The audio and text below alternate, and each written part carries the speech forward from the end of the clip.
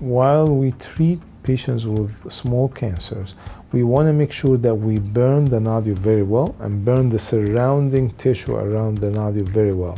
What does that mean? We usually focus on providing more energy to the nodule. We stay longer there to get more joules and more power inside the nodule.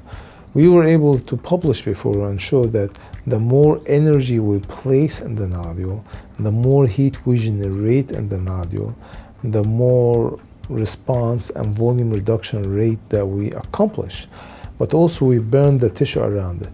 And one important thing here, when I treat these patients, I counsel them very well about this. In general, when we treat benign nodules, our routine follow-up is 3 months, 6 months, and then a year afterwards. To look at the volume reduction rate, we calculate the 3-dimension, the width, length, height, and then calculate the volume and do the volume reduction rate. I usually have a nice Excel file and I share this with the patient. I email them or send it to them, etc. That's different from cancer.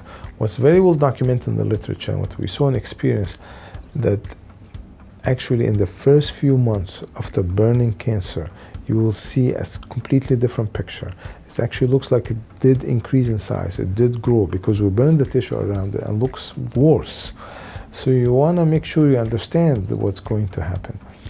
For example, also, in benign nodules, you expect the best outcome to start to happen by 6 months, and some of them can continue to shrink up to a year for benign nodules. For cancerous nodules, your best outcome will happen by a year after the ablation.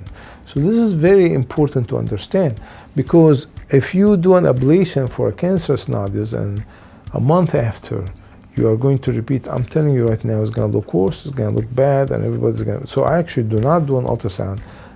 I mean, we'll have an idea at 3 months, but we don't expect to see anything before 6 months, and we expect to see the best outcome by a year, actually.